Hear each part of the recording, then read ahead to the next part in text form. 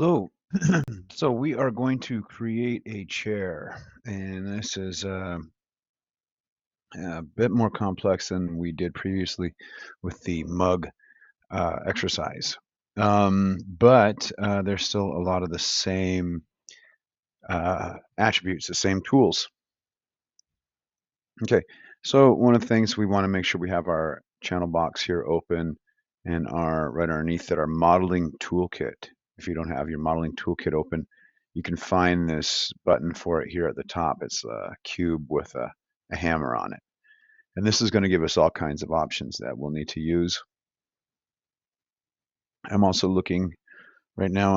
I'm also in the workspace, the Maya Classic workspace, or even the general workspace will work. Um, And here with these tabs at the top, this toolkit, we have the poly modeling tab open. And so you see there's like curved surfaces, poly modeling, sculpting, etc. I'm just going to keep this on poly modeling. I'm going to click here for my polygon. And here it's created. By default, I think it's got like 20 sides to it. What we want to do is kind of, we're going to start making a star. And this star is going to be like the base of our chair. So with it selected here, I've just created this cylinder. I'm going to go ahead and go to channel box and then I'm going to click where it says inputs, polycylinder 1. I will click here and this drop down will open. I can see where it says radius, height, subdivisions, axis. That's set at 20. I want to put this at 5. So that therefore will make this a 5-sided cylinder or a 5-sided shape that we can then use to help create our kind of star patterned shape. All right. I'm going to open up this tab below it for the modeling toolkit. I'm going to go into, we have our different modes here. Remember, object mode, then vertex mode, edge mode, and face mode. I'm going to go into face mode, and I'm going to click and drag here to select my faces. So there I've clicked and dragged, and I can see if I hold Alt and I right mouse button click, I can rotate around this object. And I can see I've selected all of them. If you haven't, if you turn around and you weren't able to select all of them, you can look here on the right where it says camera-based selection, and yours might be on. And in that case, it would only select what was visible on camera. I can show you that here. So I'll say camera-based selection. I'll turn this on. Okay, and then I'll go ahead and click and drag. And we can see when I've done that, that it's selected these faces that are facing the camera, but everything else away from where the camera is facing is not selected. Okay, so this can be useful if you want to click and drag in an area and not select the faces that are on the other side of that object, then you turn this on. At the moment, we're going to turn it off. We want to be able to select all of these faces. And I've done that. And then I'm going to click this button here for the extrude tool. We've used this while making the mug. So I've clicked extrude, and you see when I do that, this window opens that says poly extrude face 1. Keep faces together. Keep faces together. I'm going to click here, and when I do, that'll turn that off. And that's great. That indicates that my faces will be separate. And we see this gizmo here. This is our extruding gizmo. We can use it. We could use move. Sometimes I use it, sometimes I don't. You want to be careful on this and not click enter. But I'm going to go ahead and click this arrow. You see this arrow here to move, and then this other one to scale. So this one to move, I'm going to move it out. And I'm doing it right here on this arrow, not in the middle. If I move it in the middle, it's going to move in a random manner. I just wanted to pull on this one direction to go directly out here from the center. And let's see, I'm going to pull on this scale. I'm going to scale it a little bit wide, more narrow. And you see when I do that, you can see this whole like, look at this. It's getting skinny here. But here it's getting shorter. And so because of that, there's something going on that's not quite right. So I'm going to hit Control Z, and instead I'm going to just click on to scale. Let's see, scale right here. And when I do that here in the modeling toolkit, I can see where it says my scale settings. It's set to, it says it's set to component. So let's go ahead and scale that. Does that scale correctly? Sure does. Seems to, and I'll scale it a little bit shorter. I'll pull on this axis. Okay, and then I'm going to click W to move. That's the move tool, W. And it'll move down like that. And that way I'm creating this kind of star pattern like a, a base for my chair.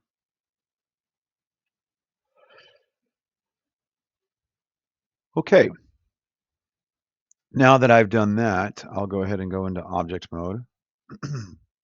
I'll click off of that star bottom and bottom of my chair. And I'll click here for another polygon cylinder. And I'm going to move this up. I'm going to click R to scale it down. Okay. And so now I have this. I'll click R, scale it going up. I'm going to scale it proportionally down so it's a little skinnier.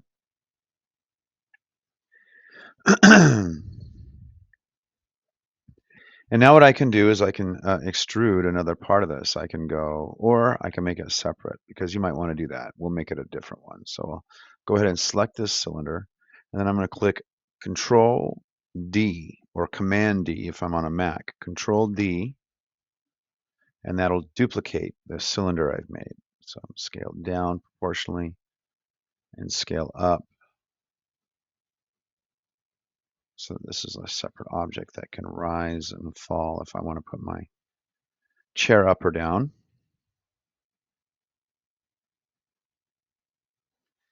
Okay, now we're going to create a wheel. I'll go over here back to cylinder again, create another wheel. I'm going to put this right in position here.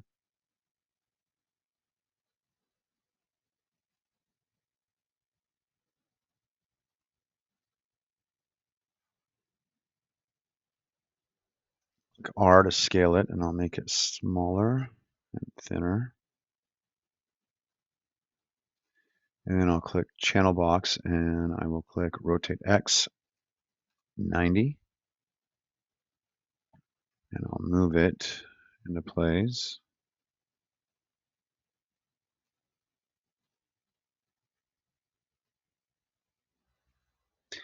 Okay, and then I'm going to click Control D again to duplicate this. And I'm going to scale this up. And then I'm going to right click on it to go into face mode. And I'm going to click and drag to select these faces. There I have them. I'm going to click delete. And there we go. I've created a cover for my wheels. I'll go ahead and click and drag over both of them to select them. And I'm going to click W to move and then Control D to create a duplicate. This duplicate over here.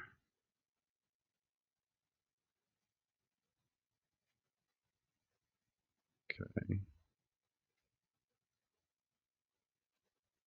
Select them both, and I'll click Control D again, or Command D.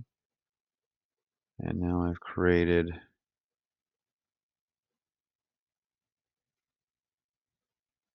another set.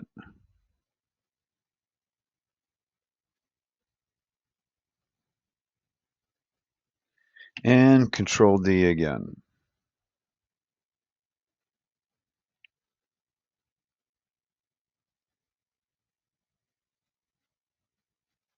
There we go. Now I've created a whole set of wheels on the chair. Okay, so now I want to create a cushion. So I'm going to go ahead and click up here and I'm going to create a cube. I'll lift it up here. And my cube, if I expand here where it says inputs polycube, I will click subdivisions width, and I'll put that on, say, 3. Let's make it 4. All right, subdivisions depth, I'll put that on 4. And I'll click R and scale it down, and then scale it up. Scale it bigger, the whole thing, right from the middle, right from here, proportionally. To scale it down, I clicked here on the Y-axis. Okay, so the Y-axis, as I mentioned, Y-axis is vertical, that which is going up and down. And you can see here in the bottom left-hand corner, there's a coordinate system that's helping us to show us where we are, where all the axes are. So I can see here that Y is going straight up and down. I can see here X is going here side to side, and Z is coming towards me, this blue arrow. Okay. All right, so I'm going to go back into my modeling toolkit. I'm going to go into face select mode. I'm going to, let's see, I'm going to turn on symmetry right here. Symmetry, I'll put this onto object X, and I'll click once here, click next, holding shift. I'll click these faces, holding shift. There we go. And I'm going to also turn on my soft selection. I'll expand this area that says soft selection. And I'll click on soft select. You see here that it gets like this heat map. It's like where yellow is the strongest. And then it breaks down into like a reddish to black. And here, this is pretty short. So it's, if I turn this up to say 3, all of a sudden you can see where it's going yellow to red to black. And now if I move, the black part will not really move. Everything in between will kind of move. And I can even click, so I'll move this up, and I'm getting this kind of bowed. I'm going to go into my edge select mode. I'll turn off my soft select. I'm going to double click this edge, and you see when I do that, double click it, all of a sudden it clicks the whole edge loop. And I can pull these down. This is just to give it a little bit of a curve. To our seat, again, I'll go into face mode, and I'm going to select these faces here on the end, and I'll turn on soft select. And let's turn my volume up to like 6. And let's turn it up to 7. Turn up to 10 maybe. Let's try that. R, I'm going to click R to scale, and I'm going to make this all wider.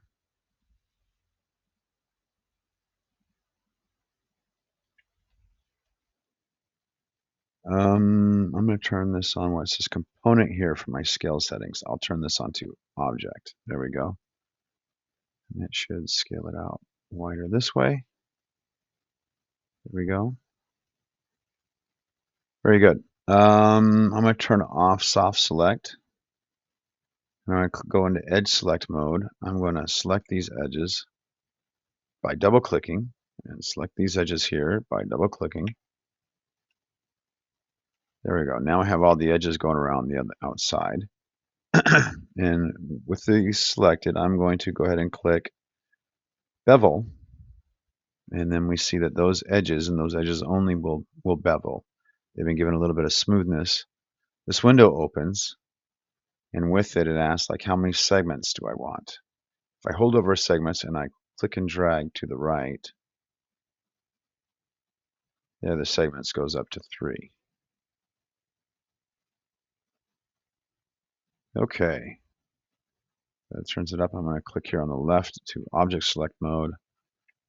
And let's see, what are we going to do here? I'm going to click R to scale it up. So I'll scale it up bigger. And let's see, I think that's good.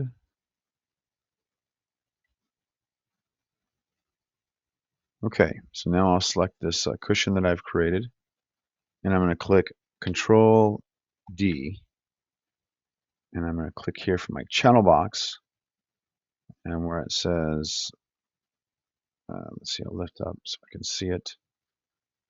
It says rotate Y, I'll click 180, and then rotate X, I will click 90. Oops. Rotate X, I will click -90, so that way the back is facing, this part is facing towards the front. And I can even select it and click E and give it a little bit of an angle.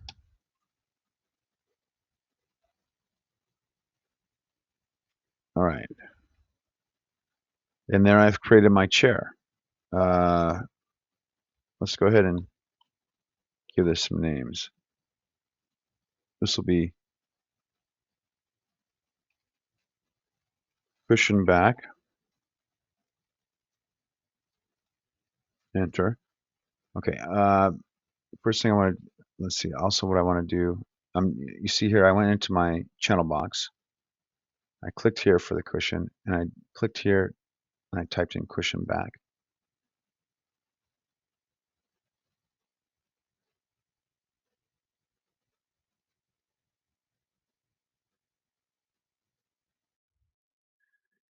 Okay. So what I'm doing here, I selected my cushion. And I'm going to go ahead and click here in the top of the channel box to give it a name so that I know what my objects are. And I will call this seat cushion.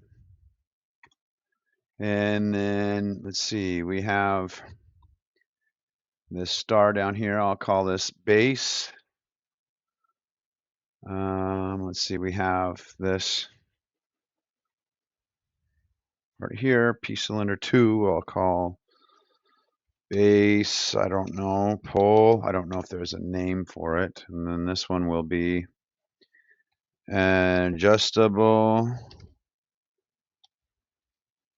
pole, maybe. I don't know. I have wheel, and then I'll call this here. This will be wheel 1. I can even select this and do a copy, and then go here and go paste, backspace, call it wheel 2. Select this one, wheel 3.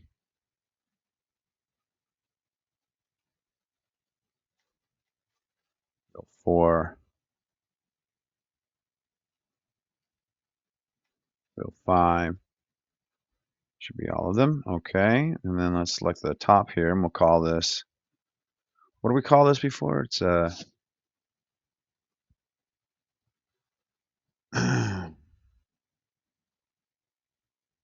cover 1. Click it, and I'll click Control C to copy it. Select the next one and Control V, and then go cover 2. Cover 3.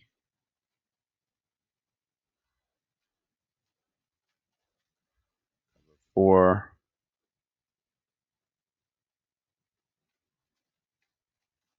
Five.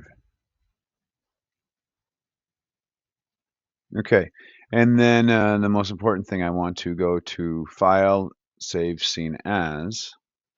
I want to save this. I'm going to call this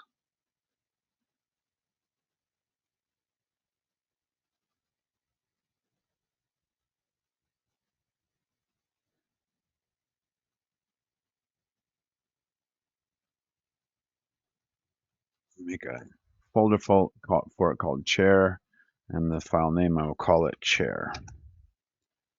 Save as. Okay, so now I've named everything.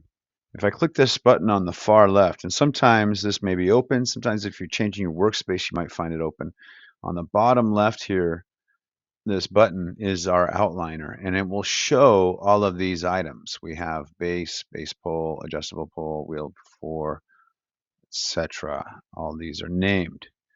So that's helpful that will help us to be able to know what everything is. We're going to come back and attach these into one object at some point, but right now we're not going to do that. So I'm doing a Control S to save, and what you want to turn in is your Maya file that's been created. It should be like chair.mb. In fact, you can see it here on the bottom. This window right here is our status bar, and it says result. It says where it saved it, called it chair MB. You should probably call it with your last name. That would be helpful.